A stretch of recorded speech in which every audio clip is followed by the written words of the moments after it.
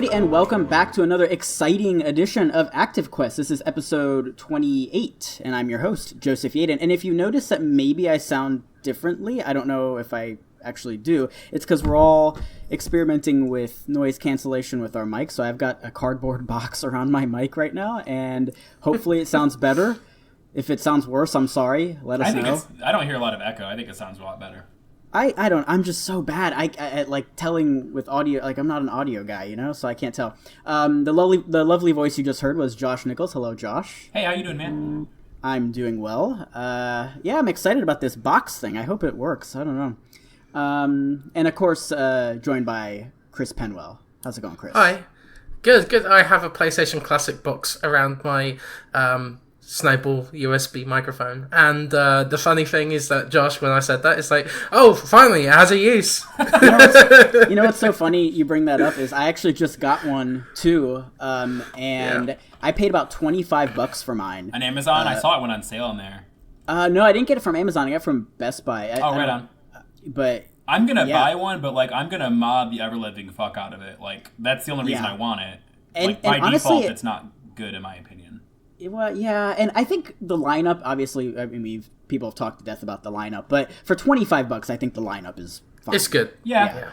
There are a couple like rare games on there and stuff. So I've got the Sega Genesis Classic pre-ordered on Amazon, so no money down. They'll charge me when it ships. But I'm waiting. The game list is great, but I want to see how it runs. If it's like the NES and SNES Classic, cool. But if they're like, oh, we've got the PAL versions for some of these, and this, like, if it's one of those things, then like, no, I'm out. Unless that's easy to mod, then Right. But, I think for modding purposes, it's worth it. I don't even think you need to mod it. I think you just need a keyboard to be connected. Yeah, for that part, you can plug a Classic, keyboard in. Yeah, and then you can change the settings. Yeah. Wow, that's amazing. Because they're using like an open source emulator. That's what's kind of funny too. Huh. Well, maybe I'll experiment with that this week and report back on it. Definitely do the keyboard thing, because some of the games run at a different frame rate, and you can fix that really easily. So Okay. Well, this episode, there's not really like any major like groundbreaking news, but there are a lot of like smaller things. And then I know Josh is really probably happy about the Alan Wake thing, so we'll get into that too. That's probably, I think, one of the bigger stories. And the fact that they were talking, like, it didn't just happen quietly. Like Remedy tweeted about it too. Right. Yeah. We'll get into that later on in the show. Just a few pieces of news. There's an interesting change in the PlayStation Plus lineup, which is I don't think it's ever happened before. So we'll talk about that. Sony was talking about acquiring more studios, which, I mean, they better be if you're looking at something like a company like Microsoft who's acquiring studios left and right. Marvel Games is going to be at San Diego Comic-Con, so we'll talk more on that. And then I know, we were talking about Bloodstained last week and how the Switch version is kind of, not up to par with the other platforms. And so the developer was talking about when a fix is coming for that, so we'll cover that. And then we'll just close the news with some Nintendo Online stats, which I think is fascinating. So there's that. We also are integrating a new segment into the show, and that is listener questions. So what we're going to be doing, I know we mentioned this last week, but I just want to reiterate. Every week, we're going to put up a thread on Twitter via the ActiveQuest account on Fridays, and just inquiring for your questions for that week's episode. We usually record on Sundays, and then we post, Tuesday, Wednesday, somewhere in there, maybe even as early as Monday.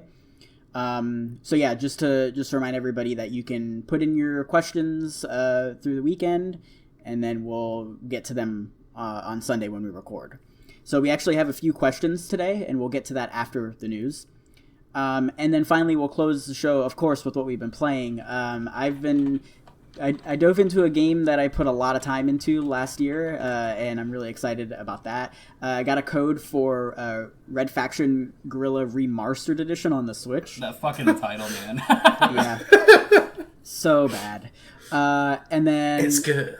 And then some of us have still been playing Mario Maker 2, so we'll maybe touch a little bit more on that. There isn't a whole lot else to say on that because we pretty much covered it last week.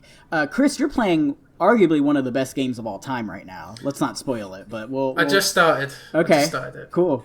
And then, Josh, it looks like you're playing Sea of Thieves. Interesting. So we'll talk about that later on. Let's see. Sorry, just 1 second. I noticed a change on the doc here. What did you... Oh, okay. Include... Oh, okay, gotcha. Well, yeah. Well, thanks for adding that, Josh. Josh just added a piece of news. Cool. All right, well, if you guys are ready, you want to get into some news? Yeah. Ready to go. Josh, are you awake over there? Yeah. I was just reading through what Chris was playing, and it looks pretty cool. Yeah, I'm excited. I don't. We'll talk about it. I don't want to spoil it now, but yeah, that's a fantastic game you're playing. All right, let's do some news.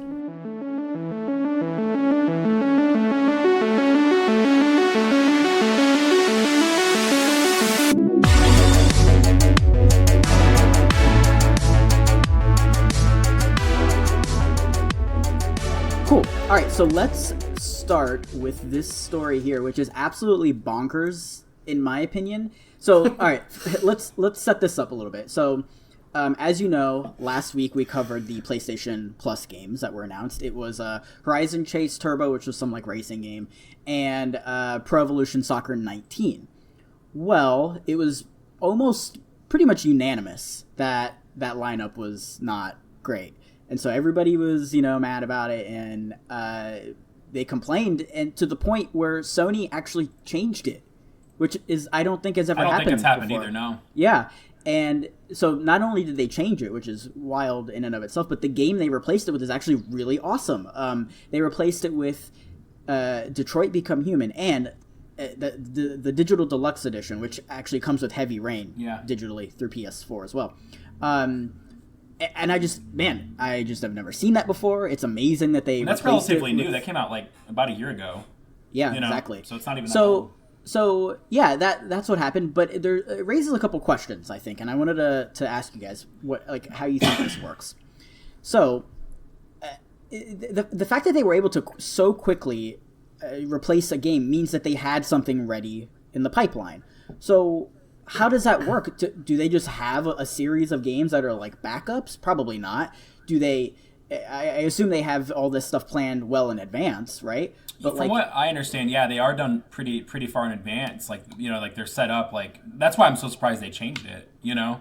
Yeah, but also by the same token, this kind of I guess proves maybe that if you complain, you get what you want. And I don't know that that's a great lesson. Yeah. But, what if next month isn't great and we complain? Or is Sony expected to change that too?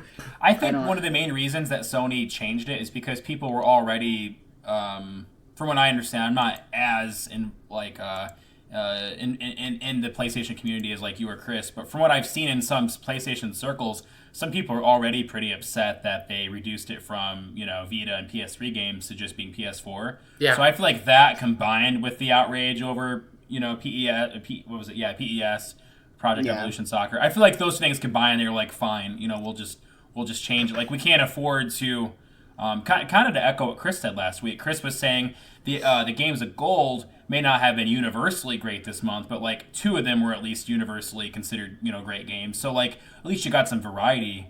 Whereas you can't really afford to fuck up one game if you're only giving away two.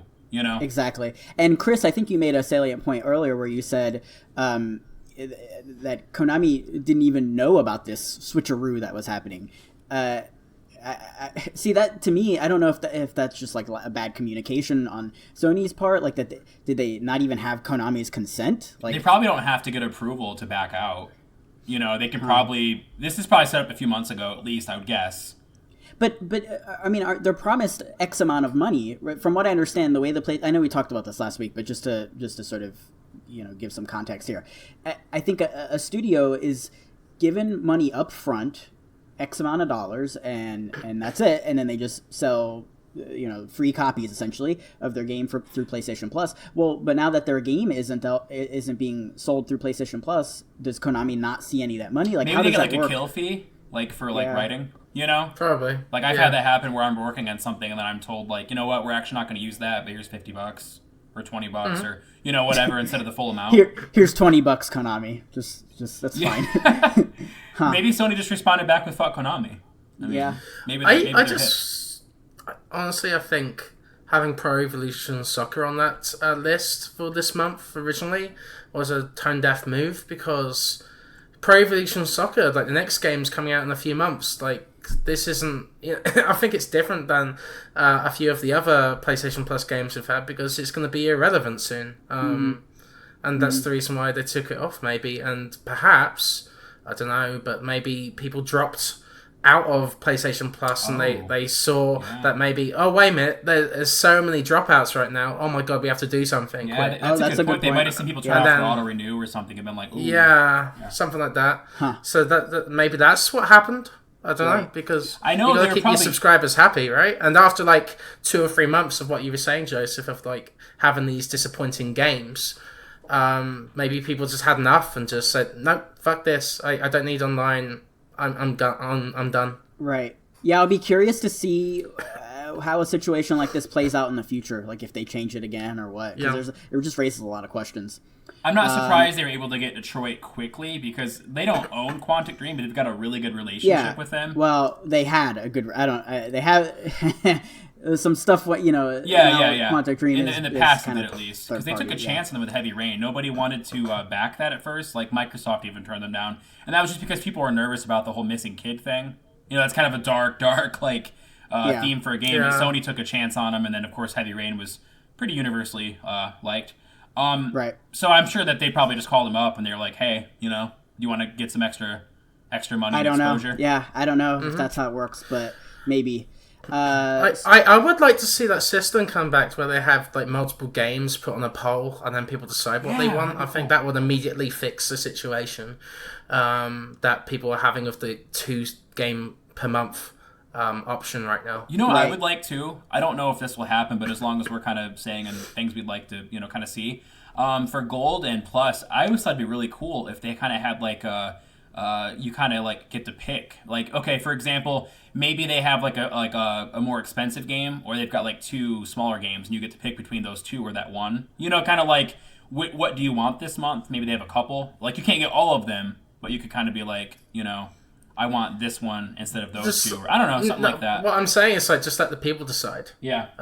Right. And I don't think it's possible to have like, oh, you can pick this game or this game. I don't think that's something that's doable.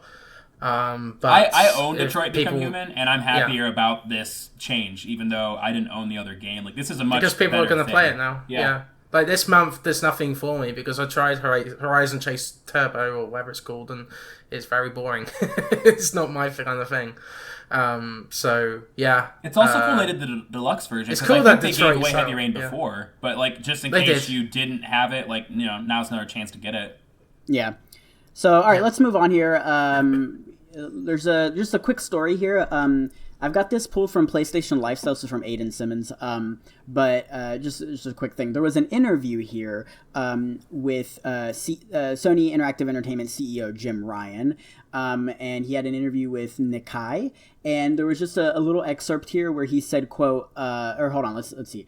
Ryan emphasizes the importance of exclusive content, saying it's, quote, becoming more important than ever before. So the main point here is that Sony is looking into acquiring more game developers, which, as I mentioned at the top of the show, I think is absolutely essential. Sony has its fair share of first-party studios, and they all are pretty much awesome, right? But Sony's also not been a stranger to shutting down studios like Evolution and Zipper, all these companies, and so I think it's really important for them to get more first party studios. It also removes pressure, I think, from other games because, like, for example, I don't think the delays for The Last of Us Part 2 are really hurting the game at all. Of course, I'm just using that as an example though because it's the one in recent memory that's been delayed a lot.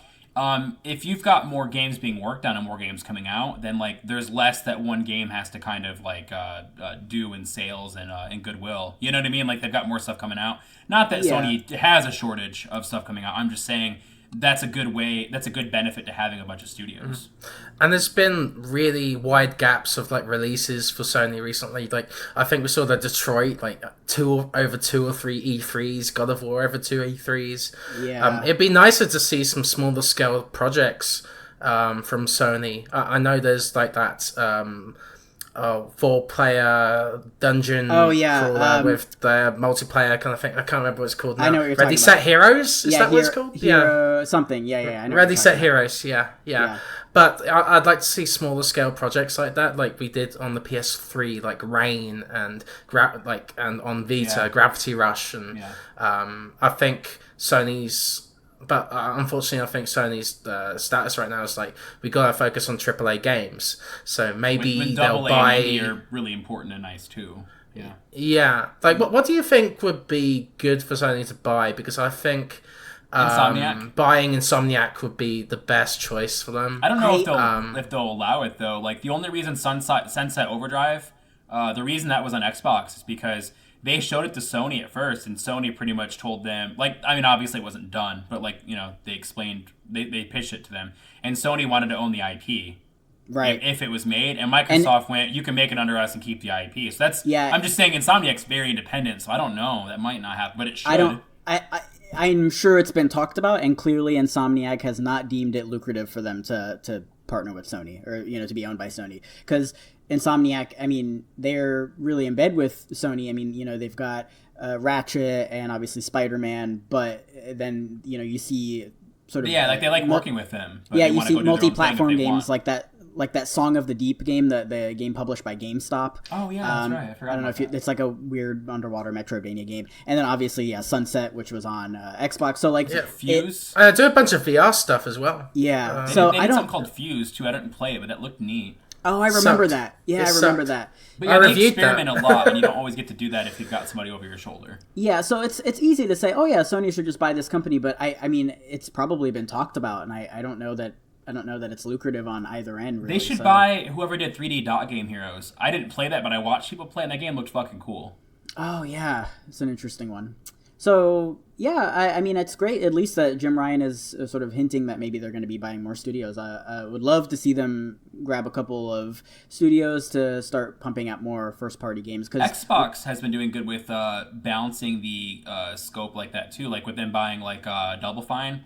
You know, like we're going to see a nice indie focus from them too, I think. And I think it'd be, like Chris said, it'd be cool if Sony, you know, got some smaller guys in addition to some big guys, because then we could kind of see kind of across the board, you know, all kinds of different stuff. I know this would probably be a big deal, and I think Next Gen Player mentioned it. What if Sony bought Remedy Entertainment? Because like it's interesting because they're very cinematic in nature. Sony's games are very cinematic, and I think it'd be kind of like a good fit. This is Remedy's like prime hour, because they've been making cinematic games that are like popular now forever. You know, so like this is the technology is finally like in their wheelhouse. You know. Yeah. And Max Payne is like very ingrained in like that PlayStation culture as well. Like, oh my god, I would love another Max Payne. So we'll see what happens with that. Let's move on here. This is just a really quick story here. Marvel Games will be at San Diego Comic-Con with some, quote, unannounced surprises. So this is just, I mean, they're probably going to touch on that Iron Man VR game.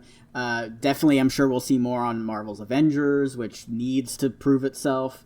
And then, unannounced surprises. I don't know. I mean, what do you guys think that could be? I feel like hype died down a lot for Marvel from when it was being teased to when it was announced to when we saw it. So hopefully they showcase that and kind of sell people more on it. I don't think the designs need to look like the movies at all, but I will say the character designs look kind of generic to me. Yeah, so I think they're definitely going to have to prove themselves. We didn't see a lot of gameplay, so hopefully we see some gameplay. There was some behind closed doors stuff, but it was pretty rough from what I understand. I didn't get a chance to see it, but Chandler from PlayStation Lifestyle did, and it was rough. We know they're going to be probably at least. Well, let's see. When is it? Let me get panel Thursday, July 18th. Yeah, so Marvel Ultimate Alliance 3 will not have been out yet, so maybe they'll touch on that. Is that her? Let me get the date on that. It's coming out July. Yeah. Marvel this month. Ultimate Alliance 3. Let's get the date on that. I don't want to mess this up here. July. It comes out that day, July 19th. Wow.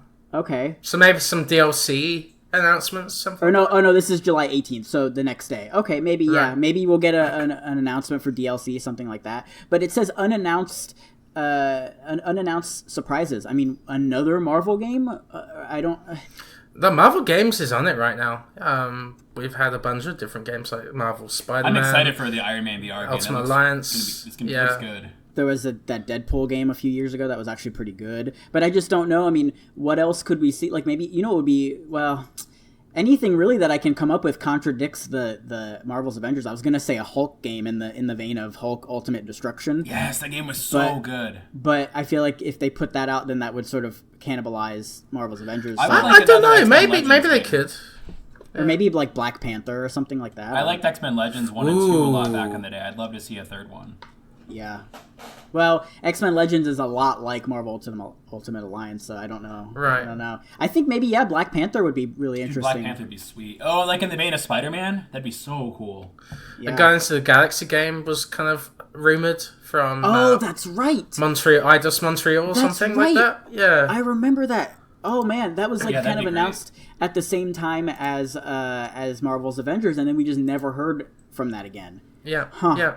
Really interesting, yeah. So, that'd be really... I would love to see if that comes back or anything like that. And I'll still say this, Marvel vs. Capcom. I think it's going to happen again at some point. Oh, like a reboot? I think that not a reboot, a reboot. Relaunch like Marvel vs. Capcom 4. Huh. Because we haven't heard anything from the the Capcom fighting development team for a long time, and I think maybe that could be it. Yeah. Huh. Interesting. Yeah, so that's just about a week and a half out, so we'll see what happens there. All right, here's the big story of the week. This is for you, Josh. And I've got an article pulled here from Polygon. This is from Charlie Hall. Alan Wake developer Remedy Entertainment regains publishing rights. It reads, quote, publishing rights for the Alan Wake series of games has reverted back to the original developer Remedy Entertainment. The announcement was made in an official news release for investors, which also notes a one-time 2.5 million... I guess that's euro, windfall. No word on what this could mean for a remake of the original game or a proper sequel. And then, it just kind of goes on a little bit more about that. So, bottom line, Alan Wake has been reacquired by Remedy, or the rights to it, have gone back to Remedy. And so the main question, or the main thing on everybody's minds is either will we see like a remake, remaster, port, some sort of version of that on PlayStation 4 and or a sequel, Alan Wake 2, which would go multi-platform. Josh, since this is your wheelhouse, I just want to get your take on this because I think this is an announcement made just for you. Thanks. For one thing I want to point out too is Sam Lake. He actually retweeted an article and said, yes, Remedy Games now owns the publishing rights to Alan Wake. And I think the fact that he would say anything about that, that's got to mean something. I mean, I feel like if they just reacquired something that they weren't going to use, I feel like he wouldn't say anything. So I don't know. I feel like we'll get something. What I'd like to see is a remake, kind of not like from the ground up, like Crash Insane trilogy, but kind of like maybe Shadow of the Colossus. I know that that was an ambitious one, but I'm just saying, and it was from the ground up. But I'm just saying, just give us the same game, but just clean it up. That'd be cool. And put it in PS4 and it's backwards compatible on Xbox, but put the remastered Xbox One and PC as well.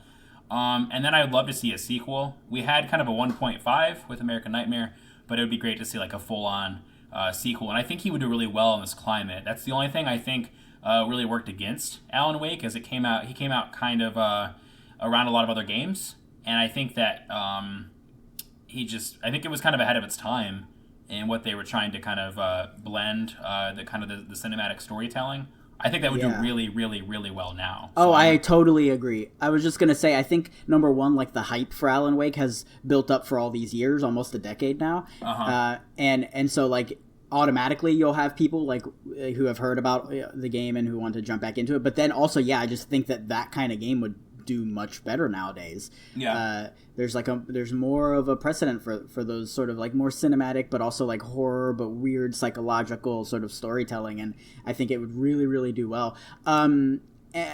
So my guess is I think that maybe there is a sequel at least being talked about, but I don't think it's anywhere near ready. I would say PS5 sometime. Yeah. I included an article in our show notes for people to check out. We don't have time to. It's a good long read. We don't have time to talk about it, but basically, in short, there was an Alan Wake 2 planned. There was concept art for it, and there was a lot of stuff that Remedy wanted to do. It was respectfully declined on Microsoft. Like, Sam Lake basically said that Microsoft just didn't really want to pursue that at the time, so they shelved it, worked in Quantum Break, which does take place in the same universe, but they obviously, as you can see from the article that I put in the docs, or our show notes, they had a lot of ideas for Alan Wake 2. They clearly wanted to make one. I honestly, I feel like Microsoft probably just didn't want to do it because maybe it didn't sell as well as they wanted it to sell. There was a lot more pressure for success around that time, too, because that's when Xbox was, doing worse than they are now. So that's my guess. But I'm just saying, they wanted to make one. If anyone's curious on it, I put the article in our show notes. But there's a lot of cool concept art for it. And I feel like they wanted to make one a couple years back. I feel like, the time has never been greater, more likely for us to get one. And it would be really cool if we got a Switch port, too. Even if it wasn't a fancy remaster, even if it was just like a port, that'd be cool. Yeah. Chris, what's your take on this? I think it's interesting that Control is nearing the end of its development, and then we get this announcement. Oh, yeah. Wow, I hadn't even put that together. I'm thinking maybe they're starting pre-production on Alan Wake 2. How fucking cool would that be if at like E3 they announced that? That'd be so cool. Yeah, right? That'd be pretty cool. Maybe on the Sony stage to say, hey, fuck you, Microsoft. But that'd be interesting to see a new Alan Wake, because I've been very interested in trying this game, but my PC's too slow. I don't want to get an Xbox, and it'd be great to play this. There's a lot of stuff with lighting. Yeah, I tried to run it. Yeah, it'd be great to play this remaster on PS4 or PS5, with ray tracing or something on PS5. I don't know. I don't know. Yeah, it'd be cool. And I'd prefer it wasn't exclusive because I want everybody to get to play it. Yeah. But if for sure. Yeah, fine, I'm not saying exclusive. It'd be a third party thing, and they show it the first time on the PlayStation stage or something, or a state of play now. Or whatever. Yeah, it's cool. I'd even be okay with the timed exclusive if that helps them, pay for the game, because they're an independent. They're not owned by anybody. Remedy's a private company. What if they started a Kickstarter or something? Would you be? I don't know. I've been telling Phil Spencer for 2 years that I would kickstart this game.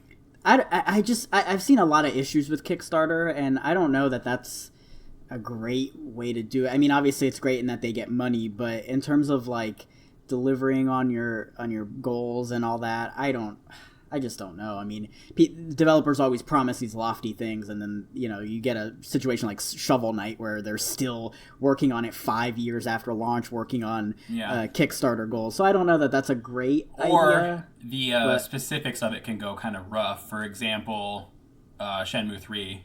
Yeah. I don't even mean the stuff with Epic. I mean it was kind of first revealed as to be kind of like they were announcing it in Sony's stage, and it was going to be a Kickstarter game. And then it was like, well, actually, they're getting funding from Sony, too. And that kind of upset people, because they're like, why in the fuck am I kickstarting a game that Sony's helping to publish? It kind of, it could get really dicey really quick, is what you're saying, and I agree.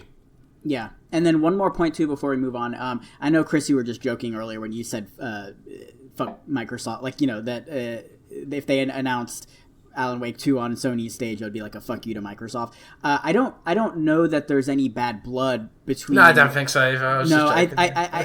I think that was pretty much a clean break. I don't know. I don't know what the details of why they acquired their IP back. I don't know how that works. I know you're just joking, but I just want to make the point of I don't really know the details of what happened. It seems like they had a pretty clean break, because last year when there was an issue with Alan Wake being sold on PC and Xbox because of the music licensing, Microsoft, I believe, if I remember correctly, they helped them correct that issue. I mean, that was when they still owned the IP, but that was still cool that they, they easily could have been like, no, we're not gonna fix it. Yeah, so that was cool. Yeah. But it was probably a clean break. Hopefully we see something though.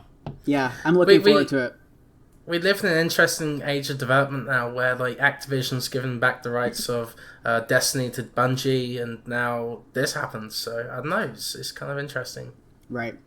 So yeah, let's close with two Nintendo stories here. One of these is very important to me because it impacts a game I've been playing.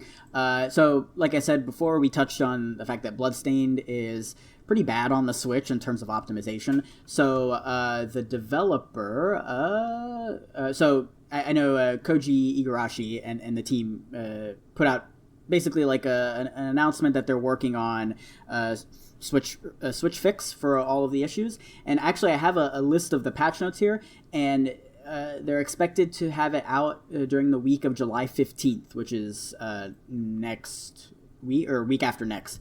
Next week by the time this episode goes live. And I just want to run through some of the fixes here, just so you guys know. So there are going to be some map improvements. So like the marker button has been changed. Oh yeah, because every time I would hit B to back out, it would add a marker instead of backing out of the menu. Oh my gosh. Yeah. So map scroll speed improves, zoom in and zoom out, auto center when opening the map. Oh, thank God for that. Wow. Bug fix, no longer displaying enemies for completed quests. Okay, that's good. Fixed items getting stuck on walls. That's pretty self-explanatory. Switch specific improvements. HD rumble in certain areas of the game has been fixed. Enabled traditional Chinese language option, so that's cool. Fixed instances where the game would crash while transitioning between rooms. Yeah, that happened to me.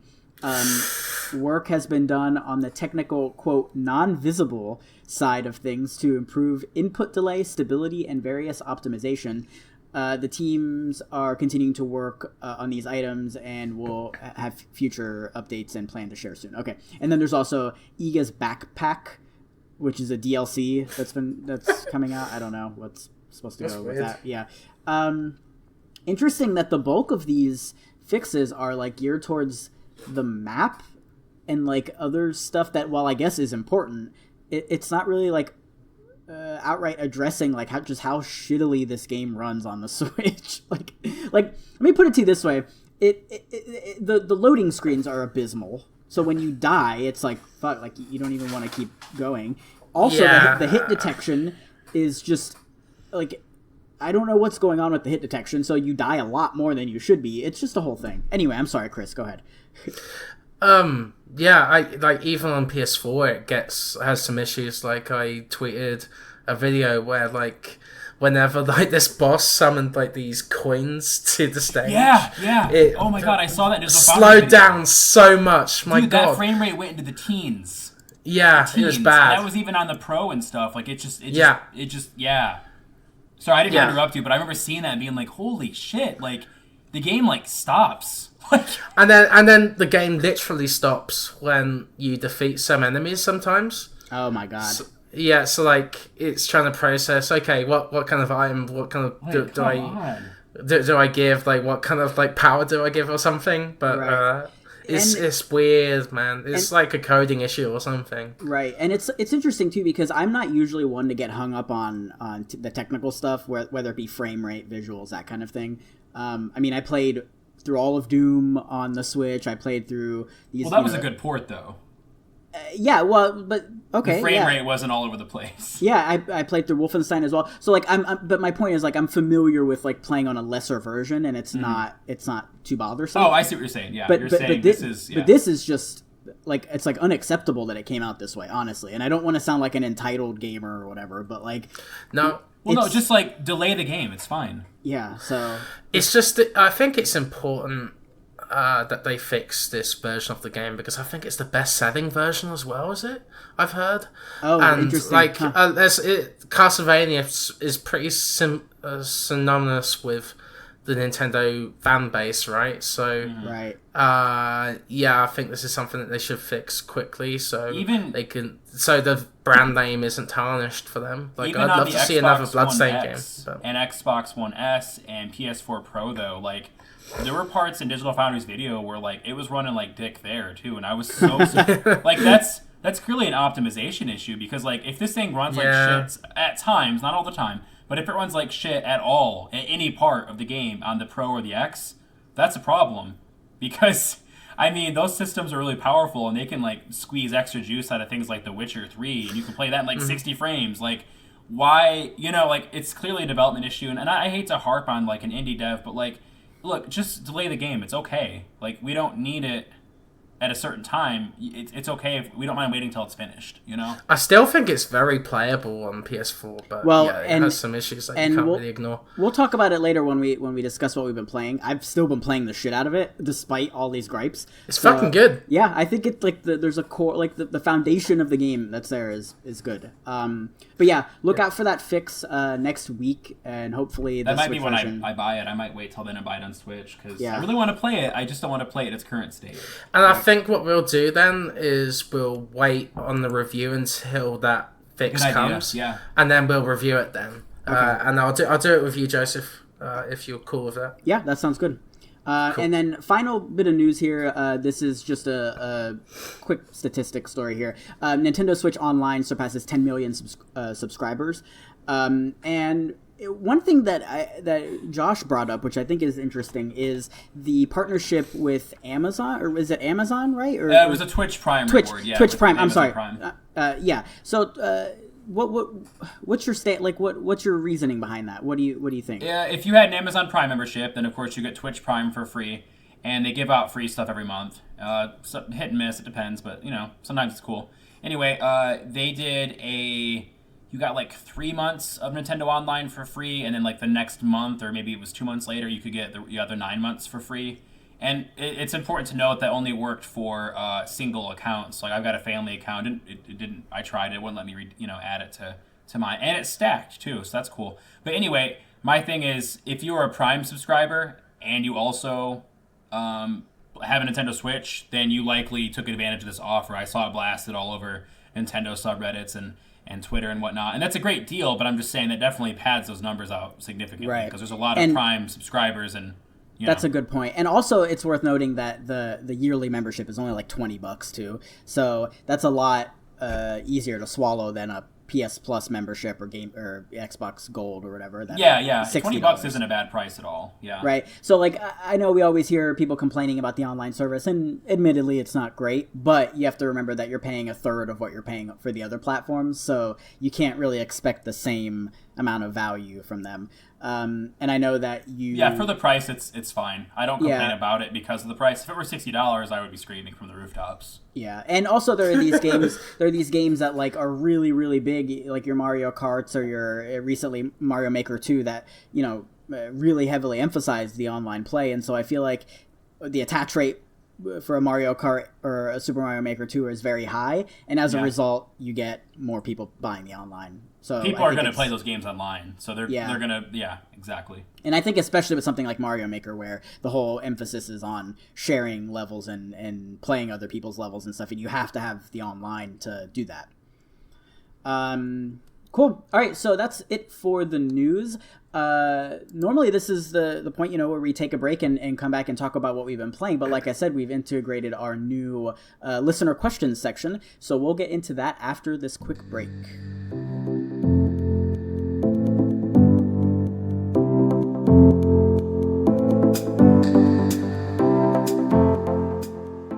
All right, everybody, and we are back. Oh, and you know what? I fucking forgot. Here we go. There it is. I totally forgot. Is it really an episode of Active Quest if I didn't open my LaCroix on the air? I'm drinking a Pure. What are you drinking? Let's see. Passion fruit. Passion fruit's good, yeah. Passion fruit. Sounds disgusting. Chris is like, you're all monsters. I like apricot, but that's basically it. Apricot. Oh, man, get out of here. All right, so let's do a couple listener questions here, which I'm so excited that we got listener questions. I hope that continues. I hope we keep getting thank you guys. Keep sending them in. It's fun. So the first one's from Jeremy, and just as a reminder, you can post your questions on every week's Twitter thread. So this is from Jeremy. He said, what are your top Metroidvania games? He didn't specify like how many he wants us to touch on. I'll just mention my top favorite ones. So this one's interesting. Hollow Knight. Now, I don't love the game. Like, I it's kind of stressful to play, but in terms of design, I think it's impeccable. And that the sense of atmosphere that game introduces, man, Hollow Knight is fantastic. And then I can't talk about Metroidvanias without at least mentioning one of my favorite Castlevania games, Castlevania Dawn of Sorrow on the DS. That game is incredible, and there's this really cool like touchscreen mechanic where you have to, like, after defeating a boss, like, draw this symbol on the touchscreen with the stylus. And that sounds cool. Yeah, it's really, really interesting. So I like that. And then a game that I don't feel like gets enough praise is the remake of Metroid 2, Samus Returns on the 3DS. That looks really good too. I really hope they port that to Switch. I had so much fun with that. So those are my top 3, like, ones that come to mind. I know there are a bunch of other Metroidvania games. Like, you could argue that even, like, Resident Evil 2 is a Metroidvania game because you're, going back and unlocking areas. So in terms of, like, traditional Metroidvania, those are my 3. Josh, what about you? So mine are it's like the number 1 slot's like tied, but Metroid Zero Mission is fucking perfect. Like, if anyone hasn't played a Metroid game, just Zero Mission's so fucking good. It's a remake of the first game. They put it in the Game Boy Advance with the Metroid Fusion engine, and it's just I've tried going back and playing the original, and like it's not that it's not playable. It's just Zero Mission just improves on it in every single way. It's just great. So yeah, Zero Mission. It's in the Game Boy Advance, it's on the Wii U, Virtual Console, and like emulate it, whatever. Just play it. It's great. Symphony of the Night is tied with Symphony of the Night's so good. I love that game so much. Right. I was gonna say that too, but I figured one of you guys would mention that. Yeah, so, it's so good. I'm looking forward to Chris playing it so we can hear his thoughts on it. After playing like Bloodstained, since that was kind of like it inspired Bloodstained. But and I replay that probably every year on my Xbox One. I would love for that to be on the Switch. And then Hollow Knight, I haven't like finished it yet, but I've played a bunch of it, and like you said, it doesn't strike the same chord for me as other Metroidvania games, but it's designed really well. It looks really good. It's very pleasing. I don't know how to explain this emotion, but the hit detection just feels really good. Like I love the combat. It just feels really good. So those are my 3. Hollow Knight's, man, I think it's worth playing. You may not like it, but I think it's still worth playing just in terms of its design. All right, Chris, what about you? It's a genre that I'm not too familiar with, but I have a few picks. So, first one is Guacamelee. Oh, that's a good one. That's a good one. That was an awesome game. I love the personality of it. Graphic style is really cool. And I like the power-ups you have, and the power-ups themselves change the platforming elements as well. So that's really cool. I love the switch between the living and the dead world. It brings up a few interesting puzzles along the way, and I really enjoyed my time with it. I haven't played Guacamelee 2 yet. It's on sale on Switch right now, I think. Yeah, but it's not a particular game that I'm really looking forward to playing right now. Like, at some point, I'll get around to it. I do have a copy of it. But yeah, I'll play it at some point. And I loved playing it between the PS4 and the Vita. I do that with games when they go on sale too. Like right now, they've got both the Final Fantasy collections at GameStop for on the Switch for $35 a piece, and I'm like, that's a great deal. But I'm not gonna play them right now, so I'll get them later. And I'm gonna say this: Bloodstained. Yeah, Bloodstained is awesome. As much shit as we've been giving that game, I do, like I mentioned before, I do think there's a good game in there. I love that power-up system. Just gaining different powers from the enemies that you face, and then defeating the bosses to get from different areas around the map. The music's great. I love the story's really interesting to me. It's not the most engrossing, but I kind of like the world and the lore and all that stuff. But yeah, Bloodstained is one Metroidvania I really enjoyed, and Resident Evil 2 as well. I'll take that. Yeah, from you. Yeah, I think. Yeah, I mean, we've harped on how awesome Resident Evil 2 is. So yeah, cool. Thanks so much for that question, Jeremy. Let's move on to another one. This is from Grayson. Shout out to Grayson, man. He's so fucking rad. He sent us a question. If you had to choose one genre of video games to play for the rest of your life, which one would you choose? Now, I'm assuming he means only play this genre for the rest of your life. Yeah, for me, I would say either. RPGs, of course, because there's just so much to do. But I also think something like a roguelike would be interesting too, because it's not that it's a different experience each time you play. So that with the same concept, maybe games as a service. I don't know if that's not really a genre, but like a battle royale kind of a thing. For me personally, though, I would say RPG. Yeah, RPG is my answer too. there's just so many great RPGs out there. Yeah. I do think there is something to the like a roguelike genre, like a Binding of Isaac, where it's got a little bit of RPG elements to it, but it's mostly just, different every time. And I think if you're going to be playing only one genre for the rest of your life, I think there's a lot, the roguelike genre has enough variety in it to keep it fresh. I thought you were going to say Soulsborne. I was really surprised you said RPG. Well, I know those are RPGs though, yeah. Those but are I thought RPGs. you were going to focus right on those games because I know you like those a lot. Yeah. Oh, sorry to be boring, guys, but Chris, what about RPG you? is my answer as well. RPG. Because I love the stories that they tell. World building. There's all kinds of different worlds you can explore in that genre. Well, then let's take the question and spin it a little bit. For me, I would say action RPG. What about you guys? Any like subgenre of RPG you think? I think the most I could specify would be like Western RPGs. I love JRPGs, but like I'm talking like KOTOR, Fallout, Mass Effect. There's just so many damn good Western RPGs. So that's the most I can narrow it down. Yeah. What about you, Chris?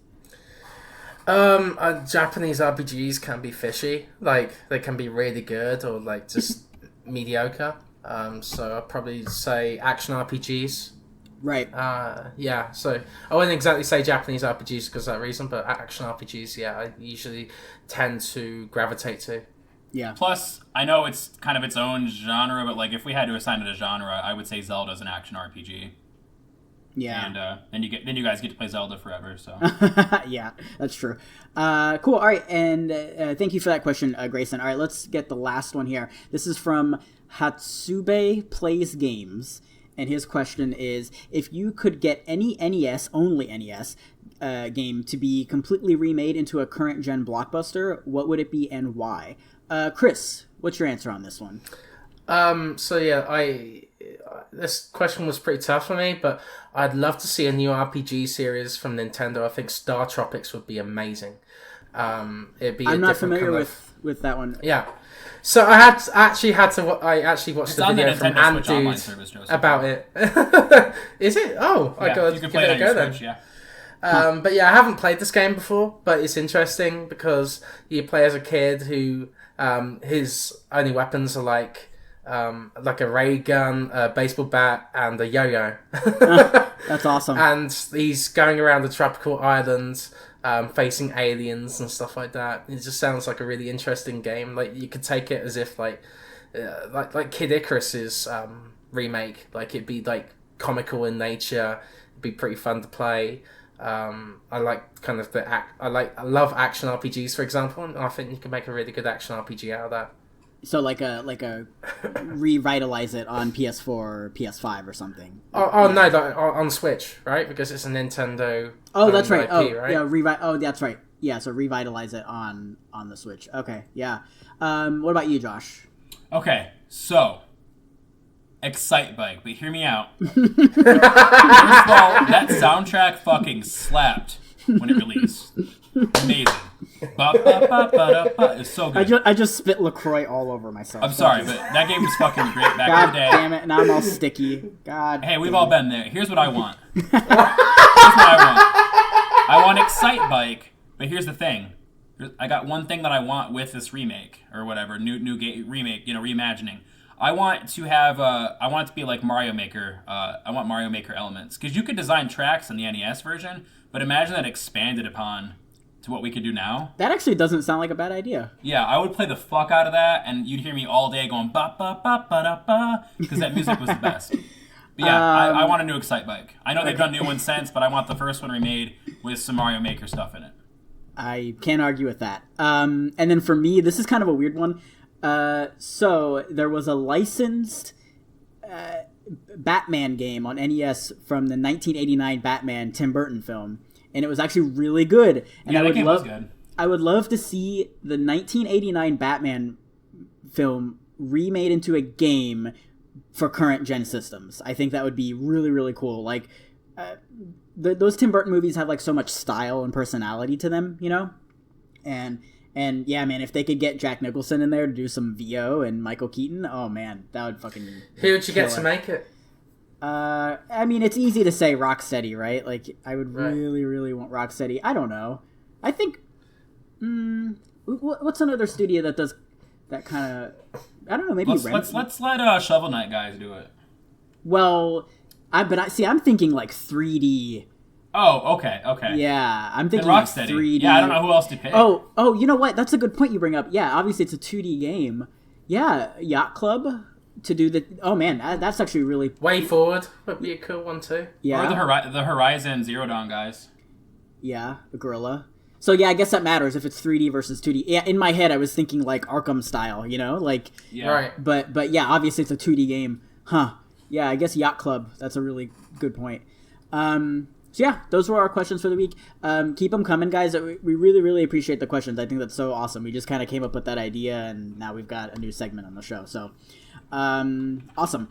Let's finish out with what we've been playing here. Let's toss it over to Chris, because you've been playing... Well, actually, you're playing 2 games here. Talk about what you've been playing.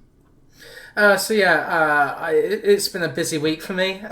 So I've only played a few games here and there. So played a bit of Crash Team Racing, Field again, and we'll be doing reviews for Crash Team Racing and Bloodstained over the next few weeks. We've just been super busy recently, so sorry about the wait on that.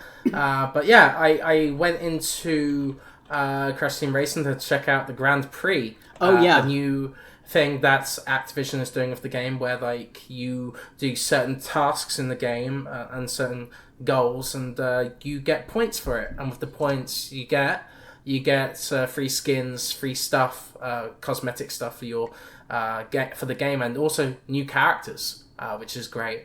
So yeah, I've been diving into that a bit, having a lot of fun, and there's actually a new track as well, and it feels right at home in Crash Team Racing. They did an excellent job, the developers of this remake, and I think it's safe to be assured that they can make a new game and make it really, really good.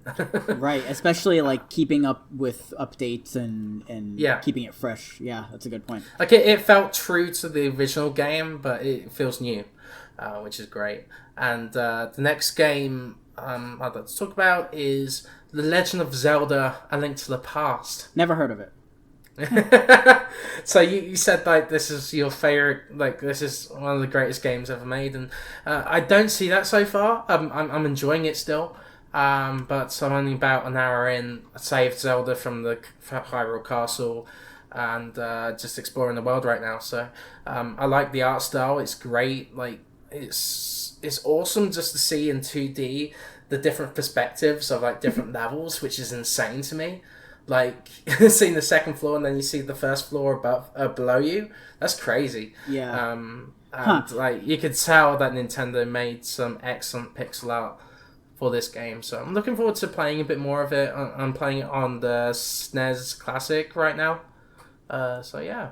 So you bring up that it's that you're not seeing that it's like the best game ever made. I don't think it's the best game ever made, but I know a lot of people say that, A Link to the Past is the best Zelda game, the best game ever made. Yeah. I think it's at least one of the most important games ever made because it's influenced so many people in games and decisions into game design. Yeah, and that's a good point too, but also just like I think it's a generational thing. Like I didn't grow up with that game, and so it doesn't really hit home to me. And I think that was pretty apparent by my NES pick on that question we had. I'm just, I'm not really from that generation. I grew up in the N64 PS1 generation, and so these NES games and SNES games, they don't hit home the same way as they do with other people. It's so interesting to go back to these games though. And not being a part of that generation, like I played Castlevania, and that was awesome. Yeah, that's the thing. So a lot of those games really hold up. That's what's awesome. Like you go back and play some of these SNES games, they hold up. You go back and play an N64 game, you'll have varying results. Like a PS1 game, man, those games look like butt. Like seriously, they're rough. Yeah. So as evidence. Yeah. Crash Bandicoot, which is a launch title. Well, honestly, I think those games still are pretty janky in terms Ape Escape looks good too. Yeah. For now. But that's interesting. Yeah, I think it's important for us to go back and play some of these monumental games that maybe we didn't grow up with. So I'll be curious to see your thoughts. And also, it's great on the SNES Classic because you have save states and you can sort of like, play it in a more modern context. You can save scum if you want, yeah. But the nice thing is that it takes you back to where you were previously, like, pretty quickly. Like, it has checkpoints. In-game. So, yeah, in-game checkpoints. So, I don't think I'll even need to use the save states, but we'll see. Yeah. We'll see. And then let's move on to Josh. Josh, you've been playing a little bit of Super Mario Maker still. I have been also. Man, have your thoughts... It's so good. Have your I'm thoughts like 70% changed? into the story mode. Oh, okay, you're a little bit farther than me. Have your thoughts changed since last week, or is it just... It's still awesome, right? Oh, it's still awesome. The story mode's fantastic. The courses I played online are great. People have been playing... I only made one course so far, and I'm very proud of the description. My description was something like, you gotta go through and get the coins without getting a bad guy game over, okay? That's my description. You should put your the link to it or the code for it in the show notes. I should. It's called Coin Time Boogie. It's pretty good. Oh, that's awesome. So it's pretty straightforward, but I just wanted to make one course and then before I'm gonna keep making them. But right now I'm like all in on this story mode. It's so good. Yeah, it's cool. So it's not funny. It's not just like here's some levels. It's like there's actually like sort of a little bit of meat to it. Yeah.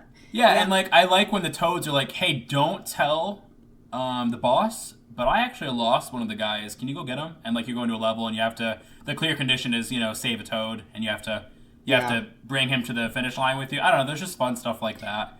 There was this one level I played that it didn't feel like Mario at all. It was almost like a Metroidvania, which is just amazing that somebody made it. Like basically, you had to like go through these pipes and collect keys, and then use those keys to unlock doors to progress through the level. Yeah. That was one of the story mode levels. Yeah, it's so crazy. What's possible? Was it? Yeah, I guess it was a story mode. Yeah. I thought that was one online, but yeah, that was one of the story mode levels. Yeah.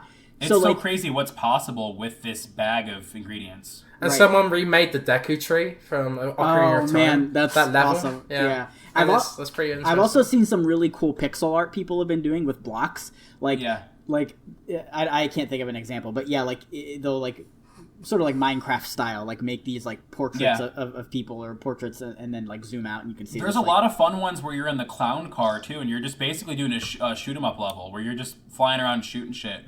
Yeah, man, really awesome. Really fun. Yeah. So I haven't played as many user-created ones. I'm mostly just really invested in story mode right now. But there's a lot of good stuff out there. I would highly recommend this game to everyone. And if you don't like making stuff as much, you most like playing stuff, still get it because there's so many cool things being made, and there's a lot of good stuff that you can do in the story mode. And honestly, you'll probably find yourself creating anyway. But I'm just saying, even if that's not your main draw, you should still get it. Yeah, and this is a game I think that we'll be talking about like almost forever. For years. Yeah. because like, oh, somebody made this weird thing, that, oh wow, and then like everybody goes back to... Somebody made Dark Souls and Mario Maker. Yeah. Cool, what else have you been playing, Josh? So I we got a second Xbox recently, and I downloaded Sea of Thieves because I hadn't played it since launch, and my brother-in-law said a lot of things have improved and changed, and he's playing it pretty regularly. And I started playing a little bit of that, and I would agree it's a lot better. I also want to mention too, it's on Polygon's list of essential games to play. So if you played it at launch and haven't played it since, definitely check it out again. It's really great. What have they done to improve it? They've added more structure. They've added more kinds of ways to play. They've created an arena mode, which is more supposed to be about PvE, which is kind of people that mostly want to do that aren't necessarily playing in the adventure mode as much, because so it's improved that. Because it used to be you're just trying to do your own thing, and then people show up and just cannonball the fuck out of you and take all your shit, which is it's a pirate game, but it's still frustrating if you're like, I'm just trying to complete this mission.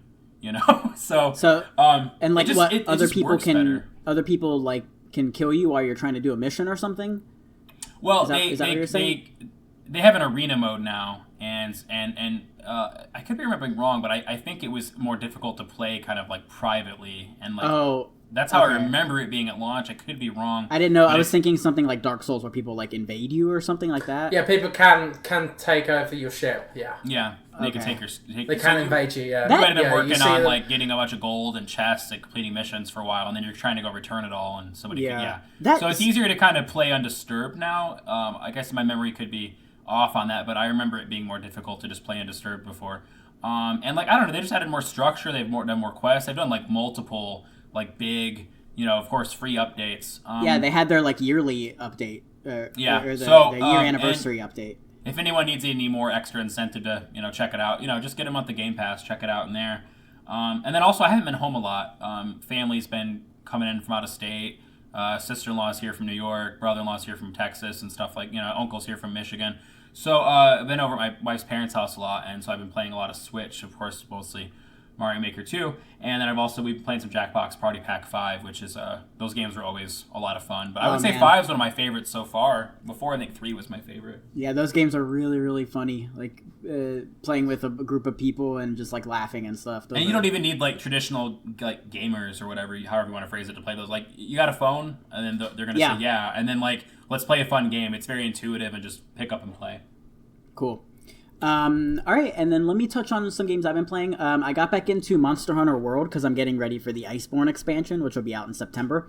Oh, yeah, that's right. And actually, I was playing with Grayson, who submitted a question to us, and man, that game is amazing, but it's so much better when you play with a group of friends. We were on these quests and just, like, getting our asses kicked, but also, like, doing fairly well, and so it was really rewarding when we would, like, defeat a monster and get all these items from it and stuff. And man, just what a fucking awesome game. Obviously it's Capcom's best-selling game of all time, and you dive in and you're like, okay, I can see why. Like, there's so much depth and there's a lot of care and craft and stuff. It's really, really cool. So yeah, Monster Hunter World, man, that's a game that you can put so much time into, and I love it so much, and I love playing with other people. And good for Capcom, too, because it's a very well-made game. Yeah. So I've been playing that, and yeah, I really want to be prepared for the Iceborne expansion, so hopefully I'll be ready for that. I'm not very good at those games, but they're fun nonetheless. I got a code for Red Faction Guerrilla ReMARStered Edition on Switch, and so Can you say that title again? I like hearing you say the title. ReMARStered Edition. You seem to enjoy the title. ReMARStered Edition. It's so stupid. I love it. And I was, like, pleasantly surprised, actually. I never played that one back. I think it was a 360 game. And it hiccups a little bit on Switch, and it doesn't look the best. But, man, running around just, like, bashing things with a hammer and, like, just, like, watching buildings collapse and stuff, that's, like, the whole appeal of those games. For those who don't know, you're on Mars, I guess, and I don't know, it's like a shooter-ish, but the whole premise is, like, everything is destructible.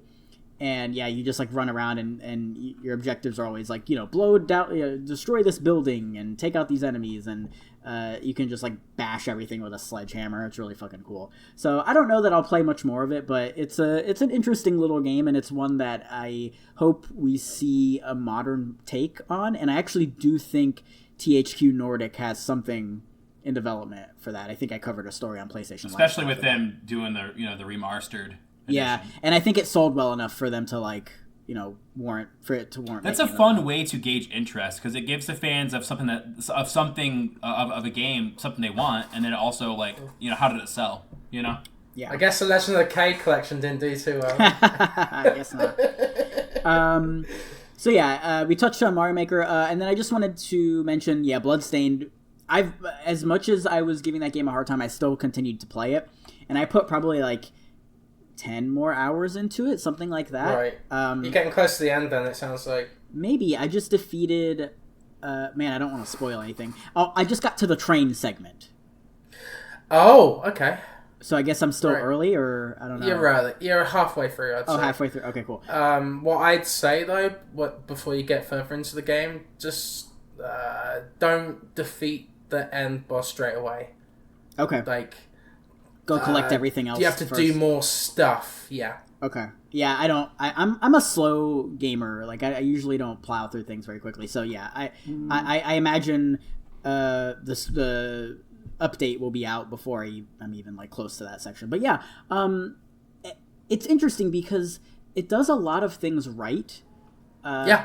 I think like it's the sense of exploration is really, really, it's like really rewarding, and when it works, it's great. And there are sections when, you know, the frame rate doesn't slow down, and like I know that's a weird thing to praise a game for. Hey, the frame rate doesn't slow down, but but obviously, you know, we've touched on how poorly it runs, and so yeah, like when it works, okay. But I will say that there were sections where literally it just like froze for a few seconds. Mm-hmm. Like that's like I couldn't move. And like the loading screens are just awful. I mean, we've harped on it enough, but I do think you're saying in spite of those things, though, you're still enjoying it. Yeah, I think so. And I will say that if you're planning on getting it and you have access to multiple systems or a PC or something, get it on PC, get it on Xbox One, PS4. Yeah, PS4. Unless you, let's see, if you're somebody who travels a lot, like, and that's like really important to you to play games on the go, or you know, if all you have is a Switch, it's still playable. But yeah, I really would recommend. It wouldn't be a bad idea maybe to pick it up for a replay when it's on sale, like in a year or so on Switch, and then get it in PC or Xbox or PlayStation right now. You know, I sometimes will double dip on a Switch game when it goes on sale. Yeah, you know. Yeah. Oh, and then I don't have this on the doc, but literally like 10 minutes before we started recording, I got the platinum in Grand Theft Auto 3, which I talked about before. One of my favorite games of all time. I don't know that it holds up very well today, but it's still really important. Sort of like Link to the Past in that. Yeah, you may not have grown up with those games, but I think their significance. Important. Yeah, their significance. In game design. So and I just want to say also that I think the trophy list for Grand Theft Auto 3 is pretty good, although I really don't think those 100% trophies work well in games where there aren't specific trackers for things. Like, right.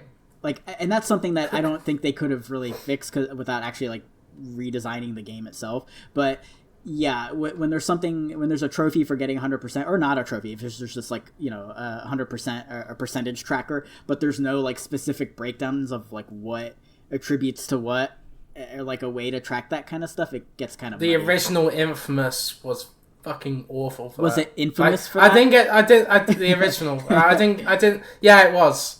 And I didn't get the platinum just because of that. Like, it had, like, these small things you had to collect throughout the whole city, and it was, like, 200 of them or something, and they weren't on the map or anything. I'm gonna throw some shade at Xbox, too, just, you know, to be fair. I did a replay of, like, everything Halo last year, and when I did the little, like, touched-up remaster of Halo 3 ODST in the Master Chief Collection, like, none of the achievements popped. Like, none of them. And I hadn't played it on the Xbox One. I'd only beaten it on the 360. Doesn't matter. The achievements don't matter anyway. The points. The points. It's all about the trophies, dude. Yeah. It's all about the trophies. Well, isn't the Master Chief Collection notorious for being, like, broken still to this day? It's been fixed a lot. No, it's good now. Yeah. No, it was embarrassing and terrible at launch, but, like, it's great now. They've fixed it. Did you ever get those trophies? Like, did you get them to pop? Or they'll pop I'm sorry, not the trophies. The achievements. That sucks. Huh. They'll pop someday. Man. I had to have it for Gears of War's remake, Ultimate Edition. Like 6 months after I beat it, I was playing something else, and all of a sudden, just like pop, like they all popped. Weird. What? Yeah, it was really weird. You know, that's really funny. That actually happened to me while playing Grand Theft Auto. There's this section where you have to collect. You have to deliver all these vehicles to this crane, and then they take the vehicle up, and I guess, well, I don't know what they do with it. They shove it up their ass or something. I don't know. And then, but anyway, and like when you collect a vehicle, a little like bubble will pop up there, so you can like. Yeah, it's from them absorbing the vehicle through their ass. Yeah. Well, anyway, the bubbles were all there, but I didn't get credit for it, so I had to like walk on top of where that like little area was, and then the achievement popped, the trophy popped. Like, it just wanted me to be right next to it for it to count. Really, really weird. It didn't pop when it was supposed to. So, yeah, those older games are interesting. I think they're worth playing. They just, a lot of times, don't hold up. The moral of this week's episode is everybody fix your shit. We don't want bad frame rate. We don't want achievements and trophies not popping. Yeah, it's easy for us to say, I guess. Yeah. So that's been episode 28. Let's do just a little bit of housekeeping here. Of course, you can find our show on iTunes, Stitcher, TuneIn, Spotify, Google Play, anywhere really that has podcasts.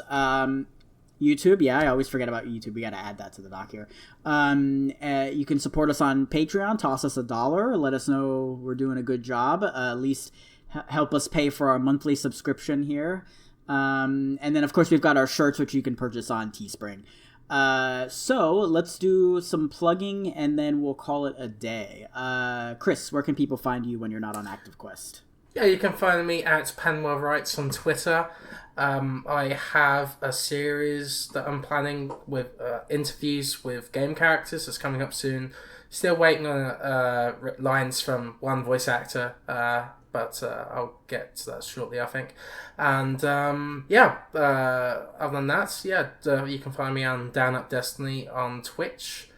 And check out my Extra Life page as well. I'll put that in the description too. Cool. What about you, Josh? Where can people find you? I am on Twitter at Mr. Josh Nichols. I am on Twitch at JerkJer77. You can catch me catching some pondies in my pirate ship on Sea of Thieves probably this week. Pondies. Jesus. Catching some fish and killing some skeleton boys. And then you can also, for sure, I promise you guys, I'm not going to let you down like my dad's let me down. Jesus I promise Christ. you guys, Chris and I are going to do the first episode for Quest Complete this month. This past month was just busy. So don't worry.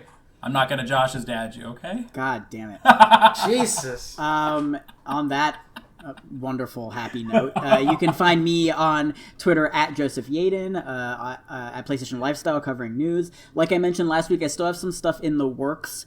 Everything is just really slow, and so I can't talk about it again, but we'll see what happens with those projects I have. That's been episode 28. Thank you everybody for listening. Remember, you can submit questions on our when we do the tweets each week on Fridays. So just look out for that. We'll have a thread posted every Friday. And we really appreciate you guys listening. We really appreciate the questions, all the feedback. You guys have been awesome. We're watching this little podcast grow, so that's kind of fun. Any closing thoughts, anybody, before we say goodbye? What's your favorite LaCroix, guys? That's a burning question I have. God. Berry. Yeah, berry's good. I like, there was one, it was like cucumber something. I know that's really pretentious. Ew! It's cucumber melon? Yeah, I know it's really pretentious.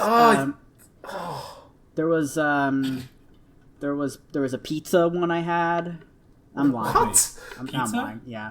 I like pizza. I don't know how. You found a pizza? What? No, I'm lying. I said I'm lying. Oh, okay. I thought you were serious. I'm like, where the fuck did you find this? All right, we need to get out. This is bad. All right, thank you everybody for listening. You guys are awesome. Bye.